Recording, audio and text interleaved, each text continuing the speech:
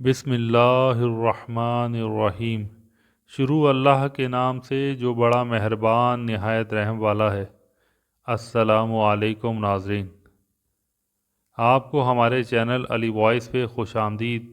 آج حضرت آدم علیہ السلام کی پیدائش، ان کی حیات زندگی، ان کی توبہ اور ان کا وصال کب اور کہاں ہوا، اس کے بارے میں تفصیلی آپ کو بتائیں گے۔ آئیے چلتے ہیں واقعے کی طرف۔ اور جب رب نے فرشتوں سے کہا میں زمین میں اپنا نائب بنانے والا ہوں، جب اللہ تعالیٰ نے آدم علیہ السلام کو پیدا کرنا چاہا تو حضرت اسرائیل علیہ السلام زمین سے مٹی لینے گئے، جنہوں نے تمام روئے زمین سے مٹھی بھر مٹی لی۔ چونکہ مٹی کا رنگ کسی جگہ سرخ، کہیں سفید اور کہیں کالا تھا، اسی وجہ سے انسانوں کی رنگتیں مختلف ہیں۔ انہوں نے وہ مٹی مکہ اور طائف کے درمیان کسی جگہ پر رکھی۔ پھر اللہ تعالیٰ نے اس مٹی پر بارش رحمت کو برسایا اور اسی مٹی کے خمیر سے حضرت آدم علیہ السلام کا پتلا بنایا، اور 40 برس تک وہ جسم وہاں بے جان پڑا رہا۔ پھر روح پاک اس بدن میں سر مبارک کی طرف سے داخل ہوئی، جس جگہ روح پہنچتی جاتی تھی۔ بدن جو ٹھیکری کی طرح سخت تھا، گوشت اور کھال میں بدلتا جاتا تھا۔ جب روح سینے مبارک تک پہنچی تو آدم علیہ السلام نے اٹھنے کا ارادہ کیا تو وہیں زمین پر گر پڑے۔ اسی حالت میں حضرت آدم علیہ السلام نے چھینک ماری۔ ایک فرشتہ ایک سجا ہوا لباس جنت سے لایا، انہیں پہنایا اور ایک بڑے تخت پر بٹھایا۔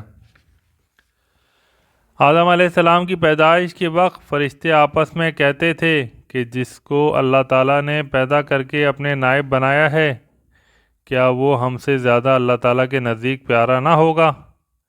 اور ہم جو اس کے بارگاہ میں دن رات رہتے ہیں، کیا ہمارا علم اس سے زیادہ نہ ہوگا؟ حق تعالیٰ نے آدم علیہ السلام کو حکم دیا کہ فرشتوں سے ان چیزوں کے نام پوچھو۔ جب حضرت آدم علیہ السلام نے فرشتوں سے پوچھا تو وہ بولے، ہمارے پاس وہی علم ہے جو تو نے سکھایا۔ تب اللہ تعالیٰ نے حضرت آدم علیہ السلام کو تمام چیزوں کے نام سکھا دیے، اور فرشتوں کو جو آدم علیہ السلام کے تخت کے چاروں طرف باادب کھڑے تھے حکم دیا، سجدہ کرو آدم کو۔ تو سب فرشتوں نے بلا کسی عذر کے حضرت آدم علیہ السلام کو سجدہ کیا، مگر ابلیس نے انکار کیا اور بولا میں آدم سے بہتر ہوں، اس لیے کہ تو نے مجھے آگ سے اور آدم کو مٹی سے پیدا کیا ہے۔ اس نافرمانی سے شیطان مردود ہو گیا اور جنت سے نکالا گیا۔ اللہ تعالیٰ نے اسے اپنی رحمت سے نا امید کر دیا، اس لیے اسے ابلیس کہا جاتا ہے۔ ابلیس فرشتوں کے اس قبیلے سے تھا جنہیں جن کہا جاتا تھا۔ یہ آگ کے شعلوں سے پیدا ہوئے۔ اس کا نام حارث اور جنت کا خزانچی تھا۔ اس قبیلے کے سوا باقی فرشتے سب کے سب نور سے پیدا ہوئے۔ حضرت آدم علیہ السلام جنت میں رہنے لگے۔ انہیں ایک دوست اور ساتھی کی خواہش ہوئی، تب حضرت آدم علیہ السلام پر خواب کا غلبہ ہوا۔ اس خواب میں اللہ تعالیٰ نے آدم علیہ السلام کی بائیں پسلی سے حضرت حوا کو پیدا کیا۔ جب حضرت آدم علیہ السلام پیدا ہوئے تو دیکھا کہ ایک پاکیزہ عورت ان کے پاس بیٹھی ہے۔ ان کی طبیعت اور صورت مبارک کو دیکھ کر نہایت خوش ہوئے اور پوچھا تو کون ہے؟ حضرت حوا نے کہا کہ میں تیرے بدن کا حصہ ہوں۔ تب حضرت آدم علیہ السلام نے سجدہ شکر بجا لائے۔ اللہ تعالیٰ نے ان کا نکاح اپنے عرش کے اٹھانے والوں کے سامنے کیا۔ ابلیس کو جنت سے نکالے جانے کے بعد حضرت آدم علیہ السلام کو جنت میں جگہ دی گئی۔ دونوں کو حکم ہوا کہ وہ جنت میں رہیں اور اس کے سب میوے کھائیں، لیکن گندم کے درخت کے قریب نہ جائیں اور اس سے کچھ نہ کھائیں۔ ایسا درخت جس کے کھانے سے انسان حاجت محسوس کرتا ہے، پھر وہ جنت کے لائق نہیں رہتا۔ ابلیس نے جب سے حضرت آدم علیہ السلام کو سجدہ نہ کیا تھا اور فرشتوں کے قبیلے سے نکالا گیا تو اس کے دل میں حسد اور کینے کی آگ پیدا ہو گئی، اور ہر وقت اس تدبیر کے بارے میں سوچتا رہتا کسی صورت جنت میں پہنچے اور آدم علیہ السلام کو وہاں سے نکالے۔ اس نے پہلے مور سے دوستی کی اور اس سے کہا کہ وہ اپنے بازو پر بٹھا کر جنت میں پہنچا دے تاکہ میں اپنے دشمن سے بدلہ لے سکوں۔ مور نے اس بات سے انکار کیا اور کہا کہ یہ بات تو سانپ سے کہہ۔ پھر شیطان سانپ کے پاس گیا جو اس کو منہ میں لے کر جنت میں گیا، لیکن جنت کی نگرانی کرنے والوں کو بالکل خبر نہ ہوئی۔ پھر ابلیس حضرت آدم علیہ السلام اور حضرت حوا کے پاس گیا اور رونا شروع کیا۔ حضرت آدم علیہ السلام اور حوا نے پوچھا کہ تو کیوں روتا ہے؟ انہوں نے شیطان کو نہیں پہچانا۔ تب شیطان نے کہا کہ مجھے تمہارا حال پر رحم آتا ہے، تم اس جنت سے نکالے جاؤ گے، جنت کی یہ نعمتیں تم سے چھین لی جائیں گی اور تم موت کا ذائقہ چکھو گے۔ اس بات کے سننے سے دونوں کو بہت رنج ہوا۔ ابلیس نے کہا، اگر تم میرا کہا مانو تو میں تم کو ایک درخت بتاؤں، اگر تم اس کا تھوڑا سا میوہ کھاؤ تو ہمیشہ زندہ رہو گے اور موت کی صورت کبھی نہ دیکھو گے۔ حضرت آدم علیہ السلام نے پوچھا کہ وہ کون سا درخت ہے؟ شیطان نے کہا کہ یہ وہی درخت ہے جس کے کھانے سے اللہ تعالیٰ نے منع کیا ہے۔ حضرت آدم علیہ السلام نے اس بات کو قبول نہ کیا اور کہا کہ میں ہرگز اللہ تعالیٰ کی نافرمانی نہیں کروں گا۔ پھر شیطان نے قسم کھائی کہ میں تمہارا خیر خواہ ہوں۔ اس کے بعد حضرت آدم علیہ السلام اٹھ کر چلے گئے اور شیطان نے حضرت حوا کی خدمت میں جا کر اس کے دل میں اسی طرح کا وسوسہ پیدا کیا اور سانپ نے شیطان کے کہنے پر گواہی دی۔ حضرت حوا نے حضرت آدم علیہ السلام سے عرض کیا، سانپ تو خادم جنت ہے اور وہ بھی اس شخص کی حمایت میں گواہی دیتا ہے۔ میں پہلے اس درخت کا پھل کھاتی ہوں، اگر معاملہ الٹ ہوا تو میرے واسطے حق تعالیٰ سے معافی مانگنا، نہیں تو ہم دونوں تمام عمر جنت کی نعمتیں سکون سے کھائیں گے۔ شیطان نے ان کے پاس قسم کھائی، پس حوا نے اس کی قسم کھانے سے یقین کر لیا کہ یہ جو کہتا ہے سچ کہتا ہے۔ تب اس درخت کے قریب اس پر ہاتھ بڑھایا، 3 دانے گندم کے لیے، 1 دانہ خود کھایا اور 2 دانے حضرت آدم علیہ السلام کے لیے لائیں۔ وہ بولے، یہ کیا چیز ہے؟ حوا نے کہا کہ یہ پھل ہے اس درخت کا ہے جس درخت کا پھل کھانے سے ہمیں اللہ تعالیٰ نے منع فرمایا تھا۔ اس میں سے میں نے 1 دانہ کھایا اور 2 دانے آپ کے واسطے لائی ہوں۔ حضرت آدم علیہ السلام نے فرمایا، اس کی لذت کیسی ہے؟ وہ بولیں، لذت تو مٹھاس کی ہے۔ حضرت آدم علیہ السلام نے فرمایا، نہیں کھاؤں گا، اللہ تعالیٰ سے میرا عہد ہے کہ اس درخت سے میوہ نہ کھانا۔ حضرت حوا جب مایوس ہو گئیں تو حضرت آدم علیہ السلام کو دانہ کھلانے سے پہلے 1 پیالہ شراب جنت سے لے کر آئیں، جس سے وہ بے ہوش ہو گئے اور ان سے 2 دانے گندم کے لے کر کھا گئے۔ اس طرح عہد توڑ دیا۔ ابھی دانے حلق کے نیچے نہیں اترے تھے کہ تاج ان کے سر سے اڑ گیا اور تخت سے بھی نیچے گر گئے اور دونوں برہنہ ہو گئے اور اپنے جسم کو چھپانے کے لیے پتے جمع کرنے لگے۔ تب اللہ تعالیٰ نے کہا کہ تم ایک دوسرے کے دشمن ہوئے اور اب تم کو زمین پر ٹھہرنا ہے۔ پھر ان دونوں نے کہا کہ اے ہمارے رب، ہم نے اپنی جانوں پر ظلم کیا اور اگر تو ہمیں نہ بخشے گا اور ہم پر نہ رحم کرے گا تو یقیناً ہم نقصان والے ہو جائیں گے۔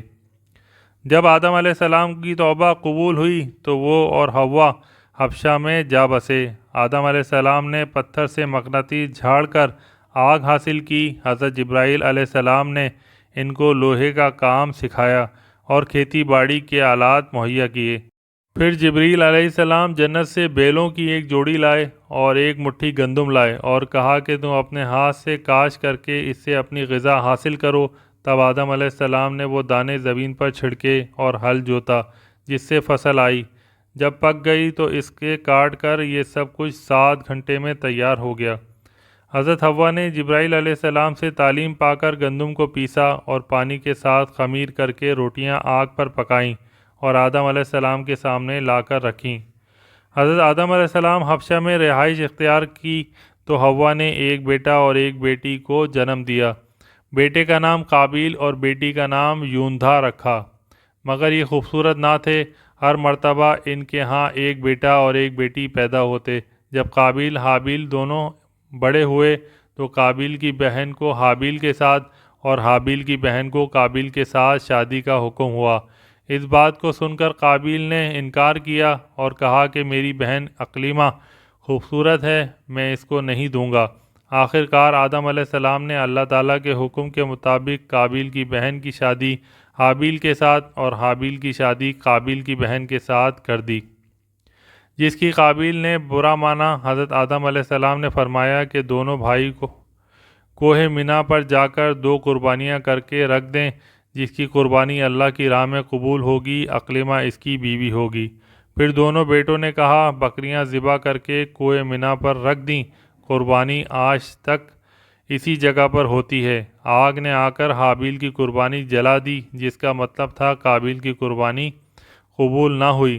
تو قابیل نے حابیل سے کہا کہ میں تجھ کو مار ڈالوں گا اس لیے کہ تیری قربانی قبول ہوئی۔ دونوں بھائی کنویں مینا پر قربانی دے کر باپ کے پاس آئے تو آدم علیہ السلام نے فرمایا، اے قابیل، تیری بہن اقلیمہ اب حابیل پر حلال ہوئی اور تجھ پر حرام ہے۔ قابیل اس بات کو سن کر اس کو مار ڈالنے کی تدبیر کرنے لگا۔ جب آدم علیہ السلام حج کی غرض سے مکہ گئے تو قابیل نے ایک پتھر زمین سے اٹھا کر حابیل کے سر پر مارا، جس کے نتیجے میں حابیل مر گیا۔ پھر اللہ تعالیٰ نے 2 کووں کو بھیجا، وہ دونوں آپس میں لڑے، ایک نے دوسرے کو مار ڈالا۔ بعد میں اس نے اپنی چونچ اور پنجوں سے زمین کو کھودا اور قبر کی مثل بنا کر اس میں مردہ کوے کو گاڑ دیا۔ پھر اس طرح قابیل نے اپنے بھائی کو دفن کر دیا۔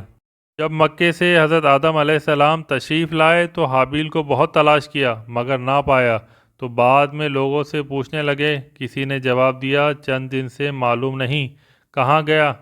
آخر حضرت آدم علیہ السلام نے اس کے لیے کھانا پینا سونا سب چھوڑ دیا اور دن رات اس کے غم و فکر میں رہنے لگے۔ ایک روز صبح کے وقت خواب میں دیکھا کہ حابیل اے بابا پکارتا ہے۔ حضرت آدم علیہ السلام نیند سے جاگے اور زار و قطار رونے لگے۔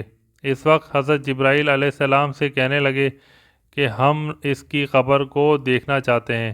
حضرت آدم علیہ السلام نے اس کی قبر کھود کر اسے نکالا تو دیکھا کہ اس کا مغز نکلا پڑا ہے اور خون بکھرا ہوا ہے۔ اس کے بعد حضرت آدم علیہ السلام نے حابیل کو اپنے مکان پر لا کر دفن کیا اور اس وقت ان کے کل فرزند 120 تھے۔ پھر 1000 سال کے بعد حضرت آدم علیہ السلام بیمار ہوئے، تب حضرت آدم علیہ السلام نے اپنے بیٹوں کو وصیت کی کہ اب قریب ہے کہ میں دنیا سے چلا جاؤں، شیش میرا قائم مقام ہوگا، تم سب اس کی فرمانبرداری کرو گے اور اس پر ایمان لانا۔ جب انہوں نے باپ کے حضور اقرار کیا تو اس کے بعد حضرت آدم علیہ السلام اس دنیا سے انتقال کر گئے۔